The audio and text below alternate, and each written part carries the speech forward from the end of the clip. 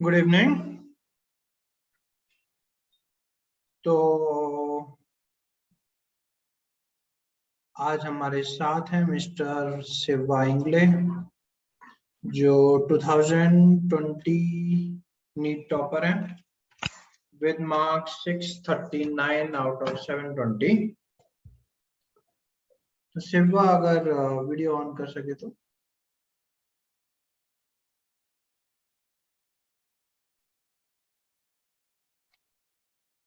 Welcome. Hello sir, good evening. Sir आवाज आ रही है? हाँ हाँ, आवाज बिल्कुल।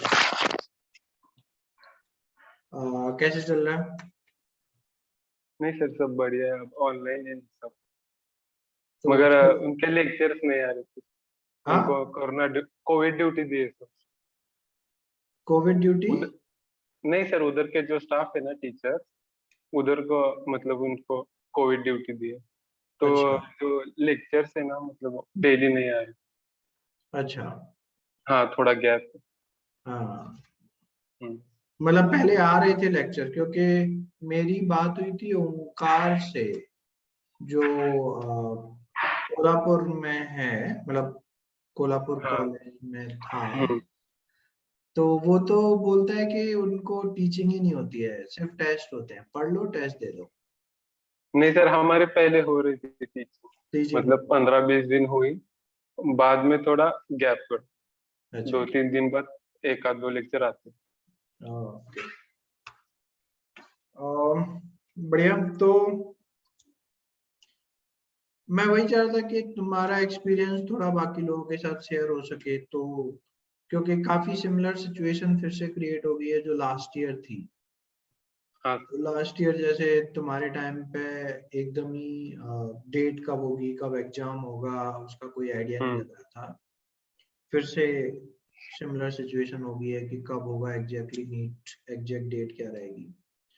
हाँ तो उस टाइम पे तुमने मतलब किस तरीके से प्रिपरेशन की एग्जैक्टली, जब डेट भी नहीं पता है सर, कि कब एग्जैक्टली होगा? नहीं। सर मतलब लॉकडाउन में क्या, हाँ जब लॉकडाउन लगा था तब। हाँ। हाँ सर, तब हमारा सिलेबस तो हो चुका था, मतलब दिसंबर जनवरी में। तब हम्म हाँ, तब मतलब रिवीजन मोस्टली हमारा चालू था। और टेस्ट चल रहे थे, जब आप जो एलन से तो ले रहे थे। हम्म। हाँ, तब मोस्टली मेरा डेली शेड्यूल मतलब फिक्स करा था मैंने। मतलब एक 9 to 10 आवर्स का मतलब स्टडी प्लान मैंने रखा था। मतलब हम्म। डेली वही रूटीन। तो उसमें डेली में तीनों सब्जेक्ट पढ़ता था, मतलब फिजिक्स, केमिस्ट्री और बायोलॉजी। मतलब तीनों।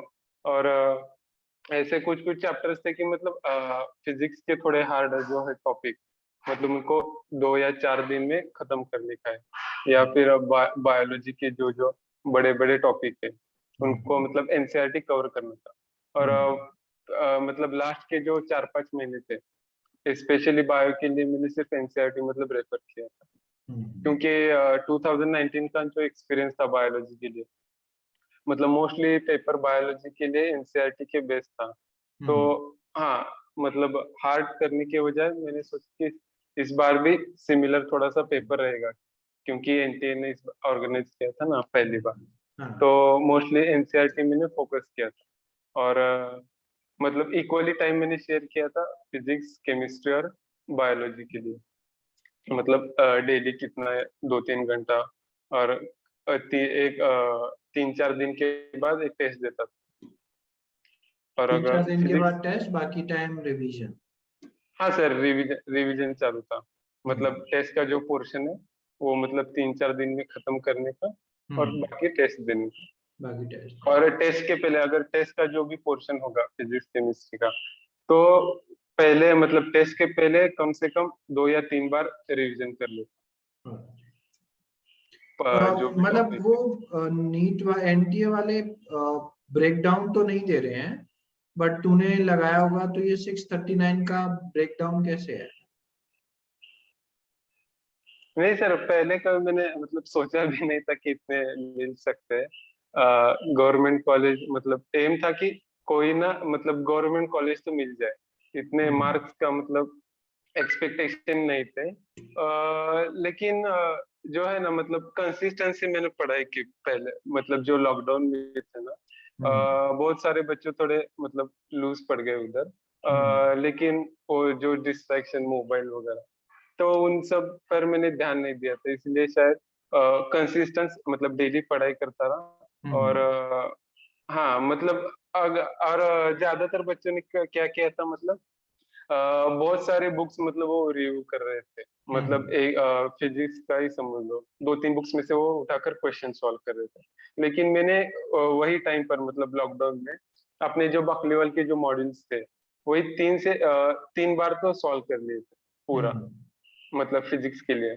और विकास सर थे ना अभी, तो उनके जो नोट्स थे, मतलब अगर एक टॉपिक मान लो कि मुझे पढ़ाई करना है कुटला में, फिर उधर पहले उनके नोट्स पढ़ता था मैं, एक आधे घंटे में अगर नोट्स हो जाते थे और जो फॉर्मूलाज वगैरह, तो वो आधे घंटे के बाद फिर अपने मॉड्यूल्स, जो भी मॉड्यूल्स के रहता था, सारे क्वेश्चंस, हाँ, जो पहली बार जो हमने सॉल्व किया वो डिफिकल्ट लगे थे ना, और जो गलत हुए थे उस टाइम, वो सारे क्वेश्चन सॉल्व कर लेते फिजिक्स के लिए, मतलब सिर्फ मैंने, और प्रीवियस ईयर बाद में, हाँ ये सब होने के बाद प्रीवियस ईयर सॉल्व, मतलब सिर्फ दो बुक से मैंने रेफर की थी अपने, मॉड्यूल और प्रीवियस ईयर। सो इसकी वजह से क्या हुआ, जो टाइम था तो वो सारा टाइम सिर्फ दो बुक्स पर ही मतलब रिवीजन करते हुए गए, ज्यादा वही बुक्स पर ध्यान नहीं मैं दिया। भी बच्चों को सजेस्ट करता हूँ कि रादर देन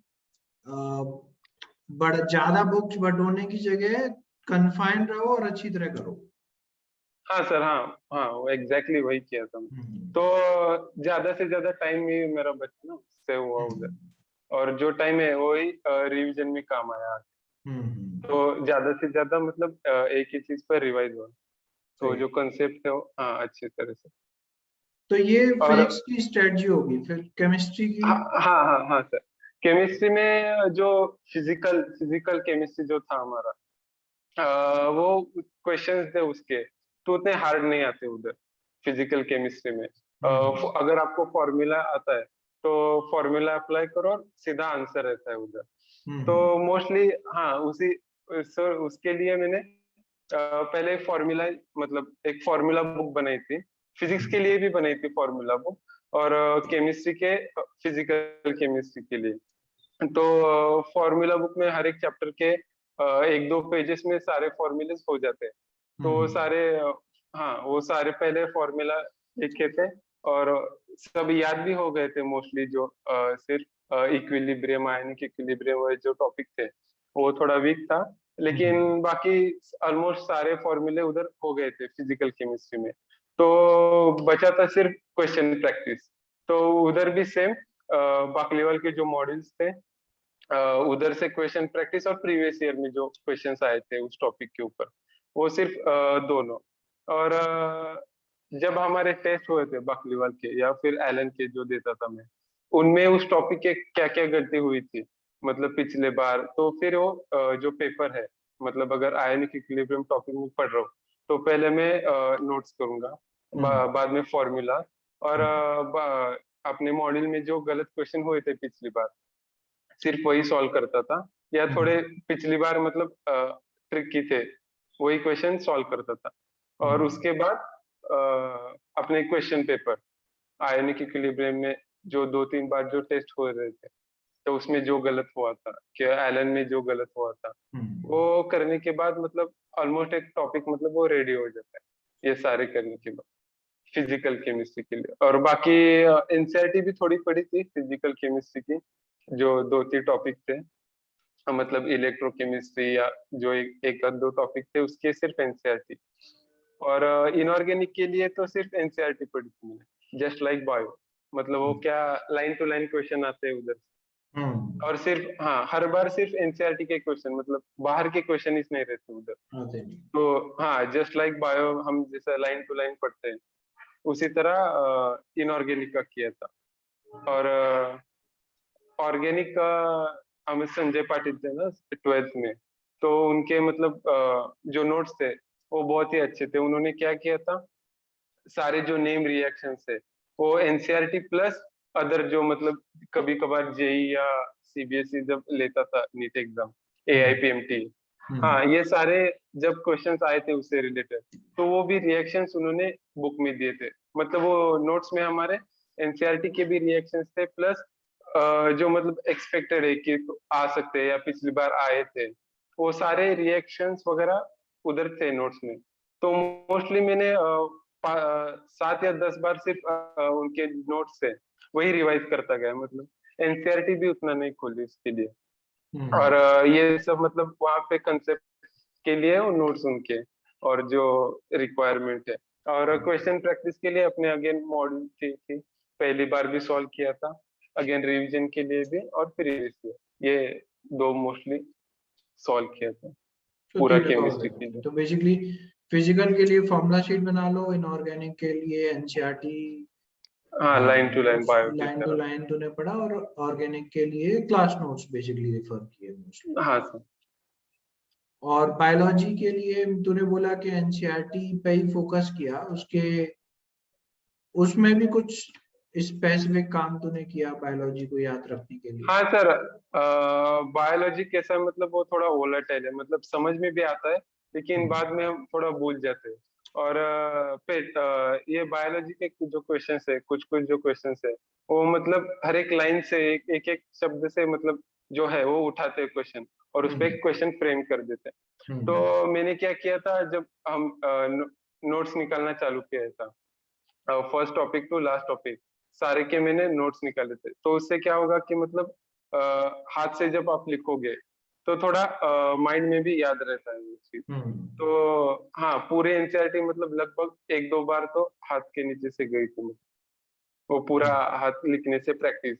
और जो मतलब समरी वगैरह होता है, और या इंट्रोडक्शन पार्ट, इसमें भी कुछ कुछ क्वेश्चंस वो फ्रेम कर सकते हैं, तो हम्म सारे, हाँ, और जो डायग्राम्स है उसके भी वो क्वेश्चन पूछ सकते हैं। तो ये सब काम किया था, और हम्म हाथ से प्रैक्टिस मतलब ज्यादा किया था हैंड रेदर राइटिंग देन। सारा हाँ काम हाँ। कर, तो मतलब जब तू जैसे लिख रहा है किसी चैप्टर को हाथ से, तू बोल रहा है कि तूने चैप्टर्स को 5-6 बार एटलीस्ट लिखा, तो नहीं मतलब सर, 2-3 ऑब्वियसली बार, दो दो तीन तीन बार बार एटलीस्ट लिखा है, लिखा है। हाँ हाँ। तो वो ऐसा तो नहीं होगा कि तू कॉपी खोल के उसको लिखे जा रहा है, मतलब वो नहीं एग्जैक्टली सर, कैसे वैसा नहीं। करता था? अगर मैंने एक एक पैराग्राफ अगर पढ़ा है ना, तो हाँ उसमें से जो 2-3 हाइलाइटेड लाइंस है, हाँ एज ए एरो फॉर्म, मतलब ये उसके बाद ये हुआ, हाँ हाँ। हाँ, वैसा। और फिर उसको दोबारा रिपीट करता रहा, तो हाँ हाँ सर, वो सारी मतलब चीजें बेसिकली। टाइम। म्यूट हो गया एक सेकंड। हाँ। अगर टाइम है अपने पास, तो हम्म पूरी एक एनसीईआरटी का जो चैप्टर है वो एनसीईआरटी में से ही पढ़ना हम्म था। मैक्सिमम 2 to 3 आवर्स लगते हैं सर एक चैप्टर पढ़ने के लिए। तो हम्म अगर उतना सफिशिएंट टाइम है, मतलब एग्जाम के लिए एक 2-3 दिन है, और हम्म 3-4 चैप्टर है, तो मोस्टली एनसीईआरटी प्रेफर करता था। लेकिन हम्म अगर मेरा पढ़ाई हुआ है और कल एग्जाम है, तो रिवीजन के लिए मैं नोट्स पढ़ता था, क्योंकि हम्म 2-3 घंटे में पूरे 4-5 चैप्टर नहीं पढ़ सकते। कवर हो जाएगा। हाँ वैसे। तो हाँ, मैं ये भी पूछ रहा था कि जो 639 मार्क्स हैं उनका ब्रेकडाउन क्या रहा होगा इंडिविजुअली, फिजिक्स, केमिस्ट्री में और बायोलॉजी में? फिज- हाँ सर, फिजिक्स में 138 था, हम्म केमिस्ट्री में 156, और बायोलॉजी में 345। 138, 56, 156, 345। 345, तो बायोलॉजी तो तोड़फोड़ हो गया, 345 तो हाँ सर, वो 2 क्वेश्चन भी आते थे मगर सिली मिस्टेक हो, चलिए टाइम मिस्टेक। की वजह। हाँ। हाँ, तो मतलब ये क्वेश्चन मुझे भी बहुत टाइम तक परेशान किया है कि कुछ लोग बोलते हैं एनसीईआरटी इनफ है, कुछ लोग बोलते हैं कि एनसीईआरटी इनफ नहीं है। बट आई गेस हाँ अगर तूने फुल एनसीईआरटी फोकस किया और स्टिल तू 345 मार्क्स स्कोर कर पा रहा है, तो फिर कोई हाँ। रीजन नहीं है कि एनसीईआरटी से डेविएट हुआ जाए। नहीं सर, इंफॉर्मेशन तो सारी एनसीईआरटी से पढ़नी होती है, लेकिन हम्म अगर ऐसा भी नहीं कि हम जब सॉल्व करते हैं मतलब मॉड्यूल में या प्रीवियस ईयर में, वो क्वेश्चन सारे एनसीईआरटी बेस्ड नहीं होते ना सर, कुछ हम्म कुछ अप्लाइड भी होते हैं। तो जब वो हम क्वेश्चन सॉल्व करते हैं ना, तब मतलब दिमाग थोड़ा चल जाता है, मतलब इधर के वो जो लिंक ऐड कर लो हम। बेसिकली, और उस इंफॉर्मेशन को ऐड कर लो अपने एग्जिस्टिंग, हाँ सर, हाँ वही। हाँ तो इनफ कॉम्प्रहेंसिव हाँ हाँ। क्रिएशन हो जाता है। हम्म। सही है। तो तेरे को कब लगा कि तू फाइनली डॉक्टर बनने वाला पेपर देने के बाद से है? रात में। पेपर देने के बाद लगा? हाँ। उससे पहले कभी लगा कि नहीं अब तो इनफ प्रिपरेशन होगी, अब तो बन ही जाएंगे? नहीं सर, थोड़ा थोड़ा लगता था, लेकिन क्या पता कुछ गड़बड़ हो जाए तो फिर कुछ गड़बड़ हो जाए। टेंशन की वजह से वगैरह कुछ। हाँ, मतलब अगर मैं, मतलब तूने इंडिविजुअल सब्जेक्ट का तो बताया, बट कोई लर्निंग टेक्निक जो तुझे लगता है कि तूने एम्प्लॉय की जो काफी यूजफुल थी? हाँ सर, दो टेक्निक्स थे, दो चीजें की जो मुझे बाद में बहुत हेल्प हुई। हम्म। पहला तो मैंने ये किया था कि एक 400 पेजेस की एक पहला नोटबुक ली थी, हम्म। और उसमें 3 पार्ट किए थे, मतलब बायोलॉजी, फिजिक्स और केमिस्ट्री।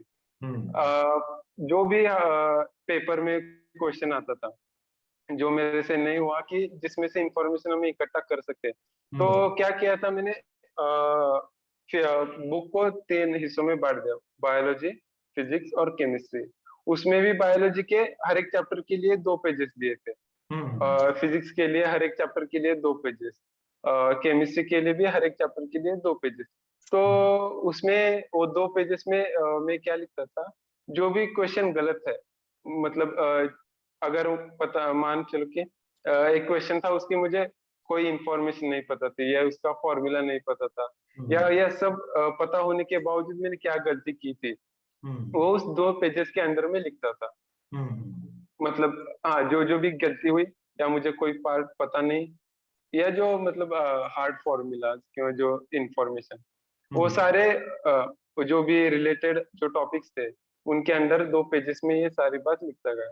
तो हम्म। 2-3 महीने में मेरी 400 पेजेस की बुक पूरी भर गई थी सर। हम्म। जो मेरी गलतियां हुई थी, या जो मुझे हार्ड लगता था, वो सारे मतलब, और एक बार देखता था मतलब कहाँ कहाँ गलती हो रही। कहाँ तो गलती उससे है? बेनिफिट ये हुआ कि अगर कभी उससे रिलेटेड कोई क्वेश्चन आ जाता है, या बहुत बार आया भी है, तो वो गलत नहीं होगा सर, और एकदम हम्म। स्ट्राइक करेगा दिमाग में कि पिछली बार ये गलती हुई थी, हम्म। मैंने ये किया था। सारा कुछ मतलब दिमाग में रहता है, अब हम्म। क्या करना चाहिए, तो टाइम बचता है, और जो क्वेश्चन गलत नहीं होते, चांसेस है कि वो बहुत बार सही हो जाए। सही है। तो ये किया बेसिकली था, और तूने, सेकेंड। ये ये परफेक्ट एग्जांपल है जिसको टेक्निकल टर्म में बोलते हैं डेलिबरेट प्रैक्टिस। बेसिकली तुम अपना फोकस उस चीज पे एम्प्लॉय करते हो जो तुम्हें पता है कि तुम्हें अच्छी तरह नहीं आता है या तुमसे गलत हो हाँ सकता सर, है। तो टेस्ट में बिल्कुल क्योंकि वही 2-3 महीने, टॉपिक हाँ। आइडेंटिफाई करना जो तेरे पे नहीं आते हैं, फिर उनको नोट डाउन करना और फ्यूचर रेफरेंस के लिए रखना। हाँ। हाँ सर, क्योंकि वो लास्ट के 2 या 3 मंथ में किए थे, तो हम्म। उससे पहले सारी पढ़ाई वगैरह सब हो ही गई थी, मतलब रिवीजन भी हो हम्म। गया था। हम्म। सिर्फ अगर सर्कल आउट करना था कि मतलब क्या क्या हमें नहीं आता, अभी भी क्या मतलब बच गया जिस, है? हाँ हाँ। तो मतलब तीनों सब्जेक्ट एक ही बुक के अंदर जो मेरे वीक टॉपिक थे वो आ गए। और हम्म। हाँ, और सेकेंड चीज ये की थी कि मैंने बायोलॉजी के मोस्टली जो टॉपिक्स है, वो मतलब इकोलॉजी वगैरह, वो बाद वाले चैप्टर से, या केमिस्ट्री के इनऑर्गेनिक में, तो मैंने क्या किया था, डेडिकेटेड एक 1 आवर दिया था। मतलब अगर आज मैं सुबह 10 बजे पढ़ाई करने बैठ रहा हूँ, तो पहले 10 से 11 या 11:30 मेरा टाइम सिर्फ उन चीजों पे जाएगा जो मतलब थोड़ी हार्ड लगती है मुझे। हम्म। मतलब एग्जाम्पल्स, बायोलॉजी के एग्जाम्पल्स हो गए, या न्यूमेरिकल वैल्यूज हो गई, इनऑर्गेनिक के कुछ कंपाउंड्स हो गए, और हम्म। मतलब मेटलर्जी वगैरह उस, और फिजिक्स में जो इलेक्ट्रोस्टैट्स के फॉर्मूला थे, और मैग्नेटिक फील्ड के। सो ये कुछ गिन चुने टॉपिक एक 1-1.5 आवर में कंप्लीट कर देता है डेली, मतलब हम्म। पढ़ाई के बैठने से पहले। तो क्या हुआ, अगर मेरा कुछ एक टॉपिक मतलब वीक है, तो डेली उसी को दोहराने की वजह से मतलब एक 10 या 15 डेज के बाद वो मतलब 10 से 15 बार मतलब रिवीजन हो गया ना मेरा उसके ऊपर, हम्म। तो वो चैप्टर एकदम स्ट्रांग हो गया। ऐसा मैं डेली करता था। और इस चीज को भी टेक्निकली बोलते हैं कि ईट योर फ्रॉग्स फर्स्ट। जो चीज डिफिकल्ट है उसको दिन में सबसे पहले हाँ सर। कंप्लीट करो फ्रेश माइंड से, और वो लंबे टाइम तक रहेगा फिर तुम्हारे पास। हाँ, और केमिस्ट्री के लिए, इनऑर्गेनिक के लिए सर डेली 2 घंटा सर पढ़ता था मैं रात में, हाँ। मतलब 11 से 1 बजे डेली। क्योंकि ये क्या लगता था मुझे, केमिस्ट्री आसान तो बहुत है, लेकिन इनऑर्गेनिक जो पार्ट है, अगर तुम्हें आता है तो आता है, नहीं आता है तो नहीं आता है, जो फैक्चुअल चीज है। फैक्चुअल। तो हाँ, बहुत सारे लोग क्या करते हैं, फिजिकल तो मतलब निपटा लेते हैं, और ऑर्गेनिक भी उनको इंटरेस्टिंग लगता है, इसीलिए वो 2 सब्जेक्ट मतलब परफेक्ट होते हैं, ऑर्गेनिक और फिजिकल में। लेकिन इनऑर्गेनिक याद नहीं रहता, इस कारणों की वजह से वो मतलब ज्यादा ध्यान नहीं देते, और कॉन्फिडेंस थोड़ा लूज होता है इधर उधर। मतलब हमें लगता है कि अगर इनऑर्गेनिक से ये क्वेश्चन आया, मुझे मेरे तो मतलब पढ़ाई भी नहीं हुई इतनी तरह अच्छी तरीके से, तो थोड़ा कॉन्फिडेंस उधर लूज होता है। आपको फिजिकल तो आता है, ऑर्गेनिक भी आता है, लेकिन इनऑर्गेनिक की वजह से थोड़ा कॉन्फिडेंस लूज होता है, इसलिए मैंने डेली 2 घंटे सर इनऑर्गेनिक को दिया था। तो मतलब वो परफेक्ट भी हो गया और कॉन्फिडेंस भी आया, कि मतलब कोई भी क्वेश्चन आने दो, मतलब अच्छे मार्क्स आ सकते हैं केमिस्ट्री में। तो पहले तो यही था कि बायोलॉजी और केमिस्ट्री परफेक्ट करें, फिजिक्स अगर धोखा भी दिया तो इतना ज्यादा इम्पैक्ट नहीं। नहीं, ये टेक्निक भी तेरी काफी प्रिसाइजली हुई। मतलब ये भी मैं कभी कभी सिखाता हूँ कि इसको, ये है कि जिसमें तुम स्लीप को यूज करते हो। मतलब तुम पढ़ो तो स्लीप एक्चुअली में तुम्हारा माइंड सोते समय भी उन कॉन्सेप्ट पे वर्क कर रहा होता है जिन पे तुमने दिन में फोकस किया है। और अगर तुम हाँ जस्ट सोने से पहले किसी चीज को पढ़ो तो एक्चुअली में माइंड उस चीज पे और ज्यादा फोकस करता है। तो सर, ये मालूम नहीं था, लेकिन टाइम पास के लिए मैं रात में somehow पढ़ता था। वो फिगर आउट हो गया। नहीं, ये होता है एक्चुअली में। मैंने हाँ मेरे एक्सपीरियंस में भी यही रहा है कि जिन लोगों जो जो लोग अच्छा परफॉर्म करते हैं उनकी टेक्निक समहाउ मर्ज होती है, और समहाउ वो वही चीजें यूज कर रहे होते हैं जो जिनको बाद में लोगों ने साइंटिफिकली फिगर आउट किया है।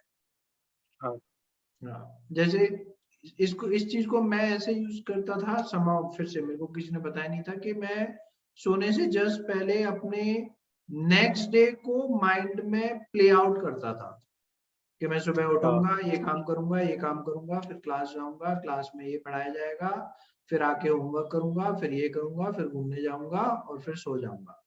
तो मेरा माइंड नेक्स्ट डे प्रिपेयर रहता था कि क्या करना है मुझे। तो मुझे ज्यादा हाँ सोचना ही नहीं है कि मेरे को नेक्स्ट डे किस टाइम पे क्या करना है, मुझे पता है कि हाँ अब मुझे ये करना है। गुड। स्टिल तुझे क्या लगता है कि क्या और बेटर किया जा सकता था? सर, मैं फिजिक्स को अगर थोड़ा ज्यादा मतलब ध्यान दे सकता था, तो थोड़े मतलब सिली क्वेश्चंस थे जो मतलब गलत हुए हैं, तो ज्यादा से ज्यादा मैं और क्वेश्चन प्रैक्टिस कर सकता था हम्म। फिजिक्स के लिए। फिजिक्स। और हाँ, बायोलॉजी के लिए जो किया था मतलब सही किया था मोस्टली, और केमिस्ट्री में भी सही था, हम्म। मतलब ज्यादा से ज्यादा जो ज्यादा। क्वेश्चंस जो। हाँ, हाँ नहीं। फिजिक्स के लिए सिर्फ मतलब क्वेश्चन और प्रैक्टिस अगर कर सकता था, तो उधर एग्जाम हॉल में मतलब बेटर अंडरस्टैंडिंग आ सकती है, हम्म। जल्दी स्ट्राइक हो सकते थे क्वेश्चन। तो जिस दिन रिजल्ट आया फाइनली उस दिन माहौल क्या था? सर मतलब 639 मतलब कोई एक्सपेक्ट भी नहीं किया था मेरे, मैं भी एक्सपेक्ट नहीं किया था, और पेरेंट्स भी एक्सेप्ट नहीं किए थे। लेकिन हाँ, मतलब अच्छा था, वो सब खुश थे, इतने ज्यादा मार्क आए। और जो मतलब 2 ढाई साल में जो पढ़ाई की थी, मतलब उसका आउटपुट अच्छा है, तो तो उसका आउटपुट फाइनली हो गया। हाँ हाँ। ओके। चलो, तो आई थिंक मेरे पास जितने क्वेश्चन थे मैंने कवर कर लिए। मैं अपने हम्म बाकी लोग जो हमें ज्वाइन कर रखे हैं उनके लिए ओपन कर देता हूँ। तो किसी को भी पूछना है कोई भी क्वेश्चन तो वो अपने आप को अनम्यूट करे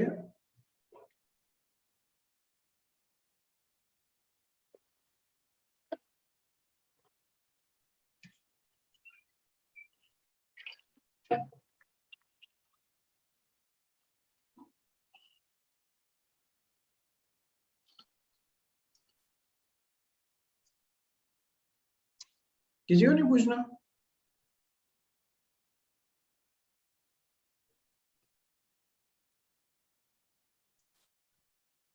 आई गेस तूने काफी कॉम्प्रिहेंसिवली सब कुछ। हाँ साक्षी। सर ऑर्गेनिक का कैसे करने का वो ये ऑर्गेनिक एग्जैक्टली और कैसे करना है?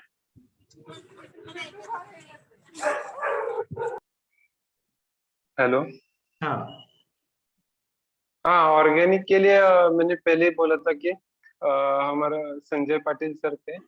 उन्होंने बहुत ही अच्छे तरीके से हमें नोट्स प्रोवाइड किए थे। मतलब सब कुछ था। मतलब एनसीईआरटी के जो नेम रिएक्शंस थे और जो प्रीवियस ईयर में कुछ आए गए थे क्वेश्चंस थे, वो दोनों मतलब जो रिएक्शन थे उनके रिलेटेड वो सारे उन्होंने दे दिए थे। तो मोस्टली ऑर्गेनिक के लिए रिवीजन ज्यादा इम्पोर्टेंट, क्योंकि जो नेम रिएक्शंस है और जो थोड़ा रिएक्शन मैकेनिज्म है, मतलब SN1 SN2 या E1 E2, ये जो मैकेनिज्म्स है वो थोड़ा लर्न करना पड़ेगा। लेकिन मोस्टली रिवीजन इज मतलब बेटर ऑप्शन है ऑर्गेनिक के लिए। जितना ज्यादा तुम रिवाइज करोगे उतने जो नेम रिएक्शंस है या जो चेन रिएक्शंस है वो बेटर तुम्हें अंडरस्टैंड होगी और याद भी रहेंगे मोस्ट। और क्वेश्चन जब सॉल्व करोगे तब तुम्हें याद आएगा। तो मेनली जो भी एनसीईआरटी में दे रखा है और स्पेसिफिकली नेम रिएक्शन ऑब्वियसली बोला हाँ। जाता है कि इम्पोर्टेंट है, उसके हम्म। अलावा जो भी प्रीवियस ईयर पूछा है उस सबको हाँ इंक्लूड सर। हाँ हाँ सर। आई थिंक नहीं, सफिशिएंट है सर उतना। सफिशिएंट मतलब ज्यादा, हाँ ज्यादा बुक्स मतलब रेफर करने के की टाइम जाता है। हाँ, जरूरत। जो है वही पूछा जाएगा सर मोस्ट।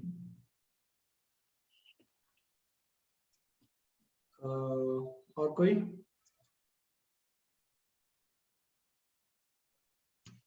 नीट वाले लोग साकेब, आकांक्षा, सौम्या, सिद्धि। एक्चुअली हाँ सर मुझे इलेक्ट्रोस्टैटिक वो थोड़ा हार्ड जाता है, तो वो कैसे करने का?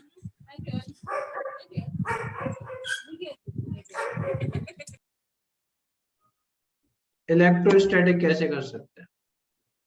सर मैंने फॉर्मूला उसके मतलब एंड डे तक उसके फॉर्मूला याद किए थे सर। कुछ कुछ फॉर्मूलाज है वो जो भूल जाते हैं। तो हाँ, एंड डे तक मतलब उसको रिवाइज किया था फॉर्मूला। बहुत सारे फॉर्मूले हैं। और उसमें अगर मैं ऐड करना चाहूँ तो इलेक्ट्रोस्टैटिक के फॉर्मूले भी याद हो जाते हैं, बट लोग उन फॉर्मूलों को विदाउट कंटेक्स्ट याद कर लेते हैं कि हाँ फिर ये नहीं याद करते कि जो टर्म फॉर्मूले में है वो एग्जैक्टली उनका मीनिंग क्या है, वो एग्जैक्टली मेजर कैसे होंगे, कि कब हाँ हमें डिस्टेंस परपेंडिकुलर लेना है, कब सेंटर से लेना है, कब एग्जैक्टली कहाँ से लेना है। तो उस हाँ। वो आई थिंक काफी बड़ा इश्यू मैंने देखा है। सर लेकिन क्वेश्चन जब ज्यादा से ज्यादा प्रैक्टिस करने के बाद वो थोड़ा सॉल्व होता है हाँ इशू। तो फिर वो जो मिसिंग पीसेज होते हैं वो फिर उन हम्म। क्वेश्चंस के थ्रू फिल हाँ। अप।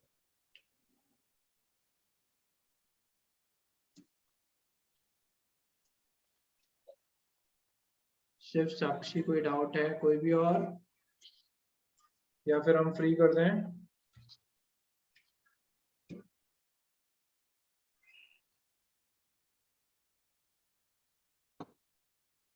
One two. सर सृष्टि। हाँ am I audible? हाँ सृष्टि। हाँ सर, मुझे ना बायो में एनाटॉमी और मॉर्फोलॉजी ऑफ फ्लोरिंग प्लांट्स है ना, उसमें थोड़ा प्रॉब्लम है, तो उसको कैसे करें?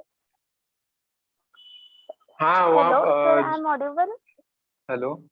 हाँ आ गई आवाज। हाँ हाँ हाँ तो सर, बायो में मॉर्फोलॉजी ना की। मॉर्फोलॉजी और एनाटॉमी ऑफ फ्लावरिंग प्लांट्स, उन चैप्टर्स को कैसे करें? हाँ तो जो मॉर्फोलॉजी है वहाँ पर एग्जांपल्स बहुत सारे हैं। तो मैंने पहले ही कहा था कि डेली में जो स्टडी से बैठने के पहले 1 से 1.5 घंटा जो क्वेश्चन मुझे मतलब जो हार्ड टॉपिक है जिसके एग्जांपल्स मुझे याद नहीं रहते, तो वो किया था। उसमें मॉर्फोलॉजी भी ऐड था, तो मॉर्फोलॉजी के जो एग्जांपल्स थे 10 से 15 दिन मैंने लगातार उसको रिवाइज किया था। और मॉर्फोलॉजी था, और इकोलॉजी फ्लोरिंग इकोलॉजी जो 12 का जो है, वो सारे जो चैप्टर्स थे मतलब वो एग्जाम्पल और न्यूमेरिकल बेस वैल्यू, तो वो रिवीजन मतलब आप ऐसा करो कि डेली एक आवर उसको दे दो, 10 से 15 दिन के बाद वो आपके जो टॉपिक्स है वो परफेक्ट हो जाए। Okay.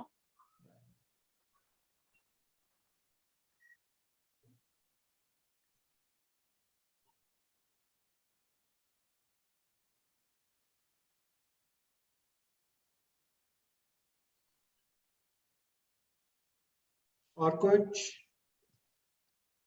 Sir, I am Akanksha Patil. Am I audible? हाँ आकांक्षा। Hello. हाँ आकांक्षा।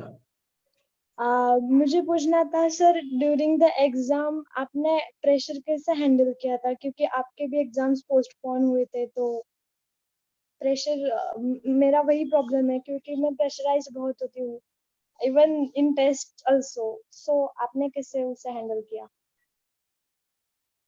हाँ, मैं ज्यादा मतलब टेंशन नहीं लिया था कि कितने मार्क्स आएंगे वगैरह, लेकिन स्टार्ट अगर मैं बायो से करता था तो प्रेशर थोड़ा मुझे कम आता था, क्योंकि बायो के जो मोस्टली क्वेश्चंस है वो सॉल्व हो सकते हैं। लेकिन अगर मैं कभी कभार मतलब एक्सपेरिमेंट के लिए फिजिक्स के पहला मतलब फिजिक्स अगर स्टार्ट करता था तो टेंशन मतलब बहुत ज्यादा आता था, क्योंकि फिजिक्स एक तो एक एक 1 आवर या 1 आवर 20 मिनट्स में होता है, और बहुत सारे क्वेश्चन नहीं भी आ सकते। तो टेंशन थोड़ा आगे के मतलब ऑर्गेनिक और केमिस्ट्री और बायोलॉजी के हम क्वेश्चन सॉल्व करने के वक्त टेंशन रहता है। लेकिन मैं इसके लिए क्या करता था, बायोलॉजी पहले सॉल्व कर लेता था, मतलब जो आसान क्वेश्चन है वो सारे आ ही जाएंगे, और मतलब थोड़ा कॉन्फिडेंस भी उधर बिल्डअप होता है। तो टेंशन थोड़ा बाद में फिजिक्स के लिए थोड़ा आता है टेंशन, बाकी स्टार्ट बायो से कर। ओके। बेसिकली पहले बायो कर लो तो काफी हाँ, बड़ा पोर्शन तुम्हें लगेगा कि हो गया और जल्दी हो गया। फिजिक्स मेरा इज सिर्फ रिस्की, हाँ क्योंकि वो टाइम लेगी ही लेगी। तो मतलब best strategy I think bio के लिए भी यही हो सकती है कि पहले बायोलॉजी कर लो, फिर केमिस्ट्री कर लो, फिर तुम्हें पता रहेगा कि फिजिक्स को कितना टाइम देना है, हाँ सर, हाँ मेरा भी यही क्योंकि सर। टाइम कंज्यूमिंग तो वही है। Okay, thank you. साकिब ने भी हैंड रेज किया था। Saqib, hello sir. सर मैं ये पूछना चाहता था कि आपने जब फुल सिलेबस रिवीजन की थी, फुल सिलेबस टेस्ट दिए थे, वो टाइम पे रिवीजन कैसे की थी? आप पूरे चैप्टर्स रिवाइज करते थे कि स्पेसिफिक चैप्टर्स? पूरे चैप्टर्स रिवाइज करता था मैं। अगर कोई भी चैप्टर्स मतलब बहुत ही छोटा है या मेरा वो परफेक्ट है, तभी भी मैं उसको रिवाइज कर देता, मतलब in short period of time हो जाता है ना, 1 घंटा या 2 घंटे में। लेकिन पूरे चैप्टर्स में रिवाइज करता। ठीक।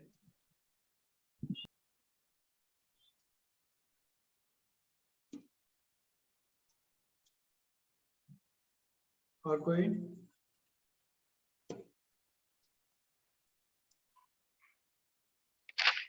नाइस। आई थिंक मुझे जो तेरी 2-3 स्ट्रेटजी जो तूने बताई वो काफी बढ़िया लगी, और जो हाँ मतलब जितनी मेरी रिसर्च रहती है इन चीजों में, जो काफी कन्फाइन के एक कॉपी बनाओ, जो आई थिंक सबके लिए मेरी तरफ से सजेशन है कि एक कॉपी बनाओ, हाँ और उसमें जो भी टेस्ट दे रहे हो और क्वेश्चन नहीं आ रहे हैं, या जो भी सॉल्व कर रहे हो और जो क्वेश्चन फंस रहे हैं, उनका क्रक्स नोट डाउन करते जाओ कि ये चीज मैं मिस कर रहा हूँ, ये चीज मेरे को याद नहीं आ रही है, ये फॉर्मूले में मेरी गड़बड़ हो रही है। तो वो बेसिकली तुम्हारा इम्प्रूवमेंट ऐसे क्रिएट होगा ना कि जिस चीज में हमें प्रॉब्लम आ रही है हम उसको आइडेंटिफाई कर सके और फिर उस पर वर्क कर सके। तो एक सेपरेट कॉपी बना के और उन सबको लिखते जाओ, और नेक्स्ट टेस्ट से पहले ऑब्वियसली उसको देख लो कि हमें ये सेम मिस्टेक रिपीट नहीं करनी है। तो इस तरीके से हमारी मिस्टेक्स कम होती जाएंगी, तो डेफिनेटली हमारे मार्क्स में इम्प्रूवमेंट आता जाएगा। और आई थिंक वही स्टार्ट ऑफ द डे, जब माइंड फ्रेश है, फुल कैपेसिटी में लर्निंग के लिए तैयार है, उस टाइम पे जो भी टॉपिक सबसे डिफिकल्ट है उनको पकड़ के रिवाइज कर डालो। फॉर्मूले हुए, बायोलॉजी के कॉन्सेप्ट हुए, और या फिर दूसरा तरीका हो सकता है कि सोने से पहले उन जो भी टॉपिक डिफिकल्ट है उनको रिवाइज कर लो, तो बहुत स्ट्रेटजी वर्क कर सकते हैं। तो तीनों स्ट्रेटजी मुझे बढ़िया लगी। और कोई लास्ट क्वेश्चन?